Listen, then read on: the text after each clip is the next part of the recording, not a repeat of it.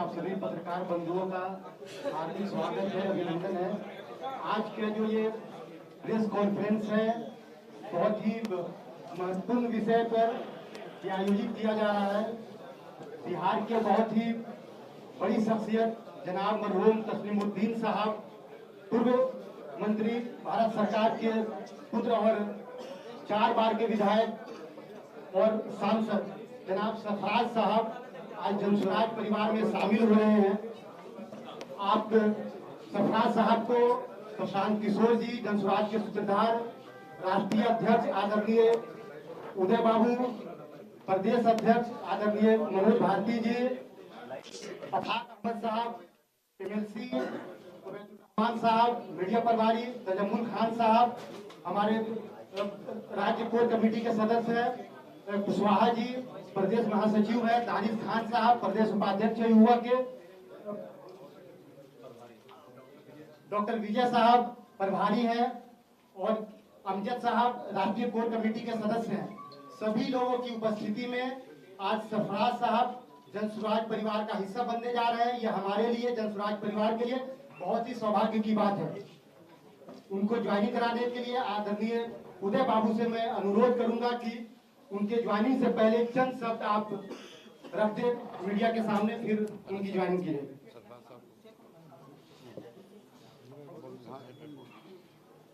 नमस्कार मित्रों, सीमांचल बिहार का बहुत ही पिछड़ा क्षेत्र है। बिहार तो खुद ही पिछड़ा है, लेकिन सीमांचल और भी पिछड़ा है।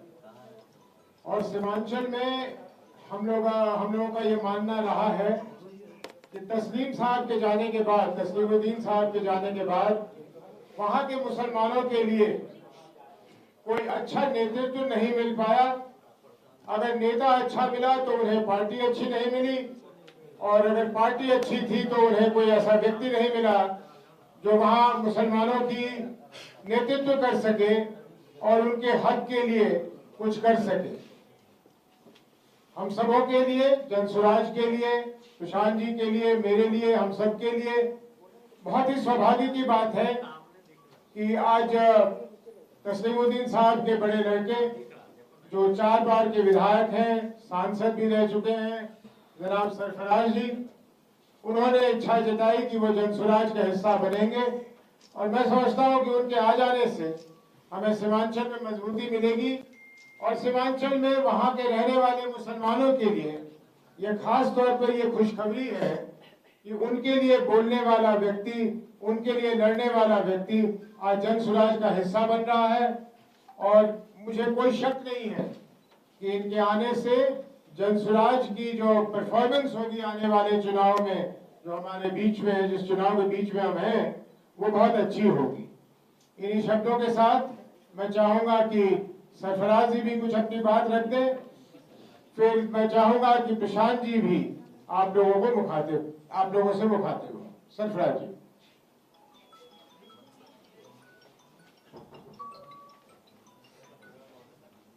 सम्मानित राष्ट्रीय अध्यक्ष बड़े भाई उदय जी, मेरे बड़े भाई प्रशांत किशोर जी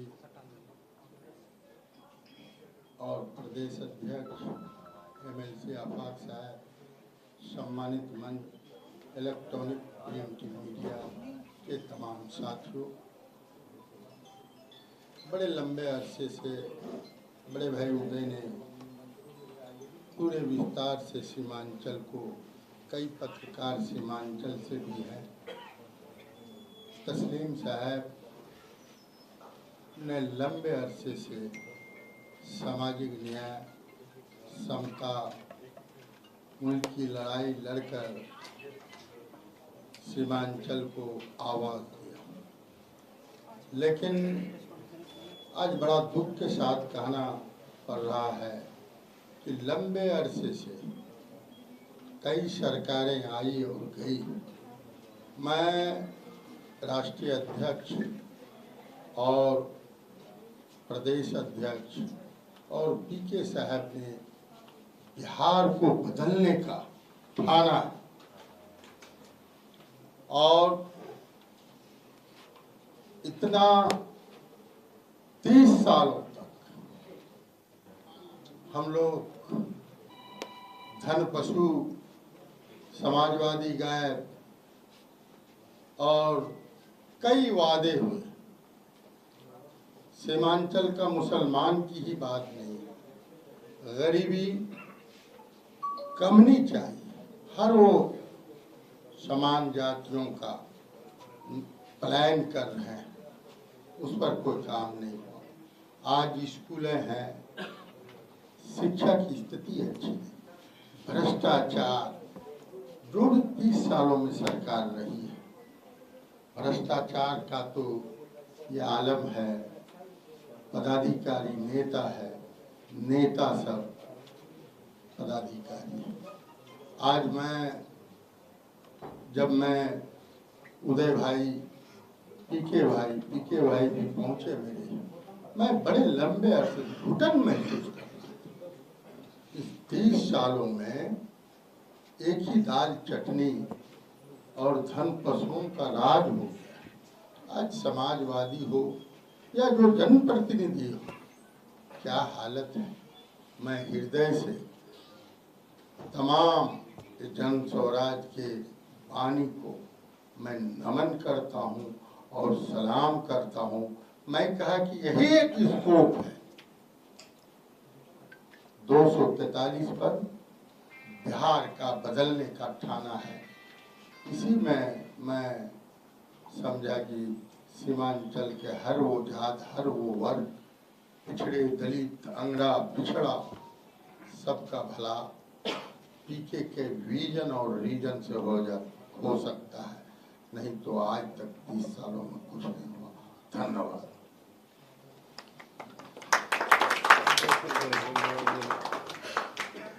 प्रदेश अध्यक्ष समस्त मीडिया के और प्रेस के साथियों को यहाँ आने के लिए धन्यवाद। जैसा कि आप सबने सुना, सरफराज साहब एक ऐसी हस्ती हैं जिनको सीमांचल से हमेशा से ही एक लगाव है, एक हेरिटेज है, एक उनकी संस्कृति, उनकी अपनी परिवार की संस्कृति का हिस्सा है। मुझे इस बात की बेहद खुशी है कि जन स्वराज में आकर हमें सीमांचल को और मजबूती प्रदान करने के लिए उन जैसा एक स्तंभ मिला है। मैं उनका अपनी पार्टी में सहर्ष स्वागत करता हूं। बहुत बहुत धन्यवाद आपका यहाँ ज्वाइन करने के लिए। धन्यवाद। प्रशांत जी, आप कुछ कहें। सभी साथियों का अभिनंदन। और सरफराज भाई आज औपचारिक तौर पर जन स्वराज का हिस्सा बन रहे हैं। पहले तो मन से भी बहुत दिन से जुड़े हुए हैं, लेकिन इनका राजनीति करने का एक अपना अंदाज है। कुछ बोलते हैं, कुछ अंदर रखते हैं। जो अंदर रखते हैं वो बोलते नहीं हैं, अंदर बाहर एक ही है, सब एक ही है। तो कई महीनों से हम लोग के साथ हैं और हमारे साथियों की, राष्ट्रीय अध्यक्ष जी की और सीमांचल में जो साथी हैं, सबकी ऐसी इच्छा रही है कि सरफराज भाई जन स्वराज के साथ जुड़ें और इनके साथ, इनके मार्गदर्शन में, इनके नेतृत्व में जन स्वराज सीमांचल में, सिर्फ अररिया जोकीहाट में नहीं, सीमांचल में एक लंबी लकीर खींचे और जहां डर की राजनीति को हटाकर विकास की, बेहतरी की राजनीति की शुरुआत हो। तो इनकी जो लेगेसी है उसको ध्यान में रखते हुए, और इनका अपना भी कार्यकाल बहुत लंबा रहा है, मेरे साथ जदयू में भी थे ये, तो फाइनली फिर से वापस आ गए हैं हमारे ही साथ। इनका बहुत बहुत शुक्रिया, स्वागत।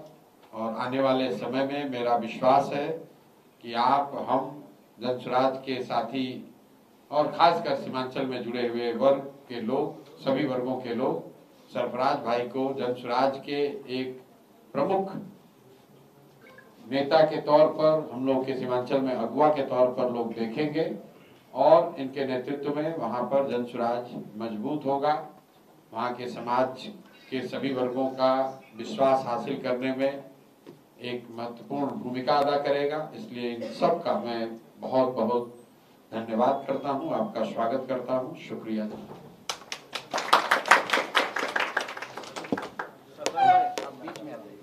बीच में अच्छा, अभी ज्वाइन करा देंगे ना।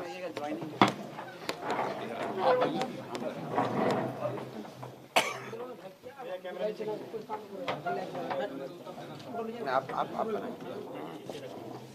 हम लोग माला डाल देंगे।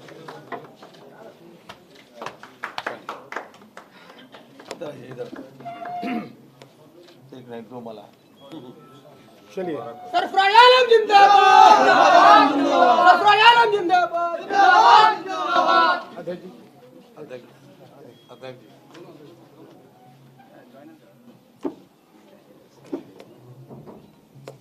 स्वागत है, बहुत बहुत स्वागत है। इधर आइए। हाँ भाग भाई। शुक्रिया। शुक्रिया, धन्यवाद। अशफाक साहब जो है आज सर आपने सम्राट चौधरी पे बोला बैठिए भाई। ने आप पे लिख किया है कि आपके पास दिमाग नहीं है, ऐसे लांछन नहीं लगाना चाहिए, क्या बोलेंगे सर? बैठ जाए। मेरे भाई, आज ही सम्राट चौधरी जी का अपडेटेड एफिडेविट जनता के बीच आया है और पिछले एक इंटरव्यू में सम्राट चौधरी जी से पूछा गया कि सर आप 10वीं क्लास कब पास किए हैं, तो उन्होंने कहा मैं बताता नहीं हूँ, एफिडेविट में पढ़ लीजिए। तो आज उनका एफिडेविट आया है और मैं भी उसमें पढ़ने की कोशिश कर रहा था। उसमें ये कहीं नहीं लिखा है कि वो 10वां कब पास किए और आज भी वही दावा किया है कि उन्होंने कामराज यूनिवर्सिटी से पीएफसी प्री फाउंडेशन कोर्स किया है। जबकि अगर आप कामराज यूनिवर्सिटी के वेबसाइट पर जाएंगे तो पीएफसी उन लोगों के लिए होती है जो तमिल भाषा बोलते हैं। तो सिर्फ तमिल स्पीकिंग लोग ही पीएफसी कोर्स कर सकते हैं, प्री फाउंडेशन कोर्स। तो पहली बात तो अभी तक उन्होंने मूल बात नहीं बताया कि 10th पास किए हैं कि नहीं किए हैं। तो अपने आज के एफिडेविट में भी उन्होंने इसकी घोषणा नहीं की, उसको कोई क्लैरिफाई नहीं किया। और 10th और 12th वो नहीं किए हैं तो ये बताएं कि ये पीएफसी कोर्स जो सिर्फ तमिल भाषा के बोलने वाले लोगों के लिए है, तो क्या सम्राट चौधरी तमिल बोलते हैं क्या? और नहीं बोलते हैं तो इसका मतलब है कि ये डिग्री कहीं से फर्जी खरीद कर लाए। और ये उन्हीं का एफिडेविट है, उन्हीं का सलाह है कि भाई हम बोलते नहीं है, हम एफिडेविट करते हैं। आज एफिडेविट आ गया है, जरा आप लोग देख लीजिए उसमें। और उस एफिडेविट में उन्होंने दूसरा जो आरोप उन पर लगा था कि 1995 में 7 लोगों की हत्या, पूरा नरसंहार हो गया, हत्या नहीं, 7 लोगों के नरसंहार के आरोपी के अभियुक्त के तौर पर जिस केस में वो महीनों तक जेल में रहे, उस केस का स्टेटस क्या है? उस केस में उनको बेल मिला है, वो केस क्लोज हुआ है, वो केस से वो बरी हुए हैं, या सिर्फ जो हमने आरोप लगाया था कि फर्जी डिग्री लगाकर पर अपने आप को नाबालिग बताकर उस केस से बाहर निकले हैं, इस पर भी उनके एफिडेविट में कुछ भी नहीं लिखा है। तो सम्राट चौधरी बोले या उनके पिताजी बोले, जवाब तो देना ही पड़ेगा। और अब तो तारापुर से चुनाव लड़ रहे हैं तो उनके एफिडेविट को लीगली भी चैलेंज किया जाएगा, तो संभल जाएं। जो अगर आज एक चीज उन्होंने क्लैरिफाई किया है, पहले के एफिडेविट में लिखते थे delete university of California, public university of California, आज लिखा है डिलीट ऑनररी, मानद। लेकिन जो अनआंसर्ड क्वेश्चन है, सम्राट चौधरी ने ये नहीं बताया है कि उन्होंने 10th और 12th कब पास किया है कि नहीं किया है। दूसरी बात, 1995 के नरसंहार के वो आरोपी हैं, जेल में थे, उस केस का स्टेटस क्या है? उस केस से बरी हुए, उस केस से बेल पर हैं कि उस केस को बंद कर दिया गया है? उनको ये बात अपने एफिडेविट में बतानी चाहिए थी, जो उन्होंने बताई नहीं है। एफिडेविट में नहीं बताई तो कैमरे में बताइए, कैमरे पर आते हैं कहते हैं एफिडेविट में बताएंगे, तो उनके पिताजी के कहने से शब्द उल्टा नहीं हो सकता। इंडिया अलायंस में अभी तक सीट शेयरिंग नहीं हुआ है, लेकिन सिंबल बांटे जा रहे हैं बहुत। और मुकेश सहनी ने 3 बार प्रेस कॉन्फ्रेंस कैंसिल कर दी, बहुत ज्यादा। तो भाई क्या महागठबंधन वालों से पूछिए, हम उसका क्या जवाब देंगे। हम लोग तो सिंपल बांट रहे हैं, 243 पर बांट रहे हैं। नहीं, वो सरकार बनाने की दावा कर रहे हैं ना कि सरकार में हम ही आएंगे, तेजस्वी यादव मुख्यमंत्री होंगे, डिप्टी वो सीएम। तो ठीक है, कोई डिप्टी सीएम खुद ही से बन गया, किसी ने कहा मैं ही बनूंगा और उसको अभी एक सीट ही नहीं मिला, तो बिना सीट ही के डिप्टी सीएम बन रहे थे। और महागठबंधन के लोग बताएं कि भाई मुकेश सहनी जी आपके साथ हैं कि नहीं है, हैं कि नहीं है, पहले ये बताइए। सीट का बात तो बाद में होगा। अभी तक मुकेश सहनी जी की पार्टी की ओर से आधिकारिक तौर पर किसी भी सीट पर सिंबल नहीं बांटा गया, जहां तक हम लोग की जानकारी है। और कई जगहों पर महागठबंधन में डबल सिंबल बांटे गए, जैसे बछवाड़ा है, वहां कांग्रेस और लेफ्ट दोनों ने सिंबल बांटा है। तो वहां उनको क्लियर करना चाहिए कि क्या फ्रेंडली फाइट होगा कई सीट पे, या गठबंधन टूट गया है खाली नाम के लिए, पब्लिक को बेवकूफ, जहां हो गया वहां बन गया, जहां नहीं बना वहां नहीं बना। मुझे ऐसा लगता है कि ये सत्ता की लड़ाई है, हर आदमी चाहता है कि ज्यादा से ज्यादा सीट लड़े, अपना आगे बढ़ा ले। यही लोग बता रहे थे, अपना यात्रा निकाले थे कि हम लोग का बहुत याराना है आपस में। अब याराना कितना है वो दिख रहा है, और महागठबंधन में ही नहीं दूसरे और भी देख रहे हैं। और ये ज्यादा बेचैनी इसलिए है कि कौन कितना सीट बेचेगा। पहली बार बिहार में दोनों गठबंधनों में खुलेआम सीट का ऑक्शन किया जा रहा है। अभी नाम आने दीजिए, तो 2 दिन में हम लोग भी प्रेस करके बताएंगे कि कितने बड़े बड़े बालू माफिया, शराब माफिया, जिसका उस क्षेत्र से कोई लेना देना नहीं है, जहां से उसको टिकट मिला है, कहीं के आदमी को उठाकर कहीं पर टिकट दे रहे हैं। जो करोड़ों रुपया दे वही वहां का उम्मीदवार है। तो बिहार की जनता देख रही है, अगर मेरे भाई फिर गलती करोगे और ये जो 5 करोड़ 10 करोड़ में लोग टिकट खरीद कर आ रहे हैं, उनको गलती से भी वोट दे दिए, तो याद रखना आपके और आपके बच्चों से ये पैसा ये लोग वसूलेंगे। कोई गेहूं बेच के अपने घर से पैसा नहीं दे रहा है, जो टिकट खरीदने के लिए 5 करोड़ रुपया दे रहा है, तो समझिए कि अगर विधायक गलती से बन गया तो कितना लूटेगा। तो अगर बिहार की जनता भ्रष्टाचार से परेशान है, तो ये मौका है, एक नई व्यवस्था बन रही है। जन सुराज में देखिए कौन लड़ रहा है। बिहार के सबसे प्रसिद्ध डॉक्टर, बिहार के सबसे बड़े वकील, बिहार के सबसे बड़े समाज सेवी, बिहार के सबसे बड़े शिक्षाविद, वो लोग लड़ रहे हैं जन सुराज से। और बिहार के सबसे बड़े बालू माफिया, बिहार के सबसे बड़े शराब माफिया, बिहार के सबसे बड़े ठेकेदार, बिहार के सबसे बड़े अपराधी, वो लड़ रहे हैं महागठबंधन से और इंडिया और एनडीए से। आप तय कर लीजिए कि किसको वोट देना है। जैसा बोओगे वैसा ही काटोगे। गलती करोगे मेरे भाई तो अगला 5 साल भोगोगे, रोओगे, कोई नहीं बचा पाएगा। मैं आप लोगों से पहले दिन से कह रहा हूं कि आप लोग इनको गठबंधन कहना बंद कीजिए। ये ठगबंधन है, ये ठगने के लिए बने हैं। और अब जैसे जैसे और नजदीक आ रहा, आप देख रहे हैं कि ये ठगी का काम चालू है, तो ये ठगबंधन है, इन्हें गठबंधन ना कहें। सीमांचल में भी कई ठगबंधन जा चुका है। सीमांचल में तो एक और है। हाँ, ये दो गठबंधन काफी नहीं था, तो एक और आए हैं, एक और आए हैं ठगी कर हैदराबाद से बैठ के। अरे भाई, एक गरीब बिहार को कितना लूटो। एनडीए वाला पहले महागठबंधन वाले लूटे, फिर एनडीए वाले लूट रहे हैं, अब हैदराबाद से भी आकर लूट रहे हो, लूटने का प्रयास कर रहे हो। कितने लोग लूटोगे? छोड़ दो मेरे भाई, हम लोग के और हमारे बच्चों को छोड़ दो, बिहार के बच्चों को छोड़ दो, इनको जीने दो, लूटो मत। और इस बार बिहार की जनता के पास वो अवसर है। आप स्टार प्रचारक कब जारी करेंगे सूची?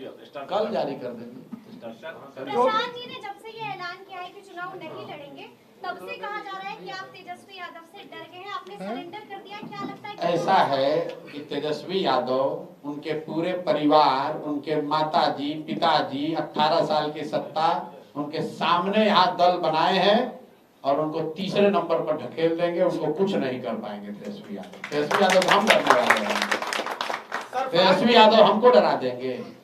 चुनाव नहीं लड़ने का जो निर्णय है वो सिर्फ इस बात पर लिया गया है कि समय की जो सीमा है उसमें एक व्यक्ति कितना कुछ कर सकता है। अगर मैं चुनाव लड़ने जाऊंगा, मेरा 4 दिन 3 दिन तो लगेगा।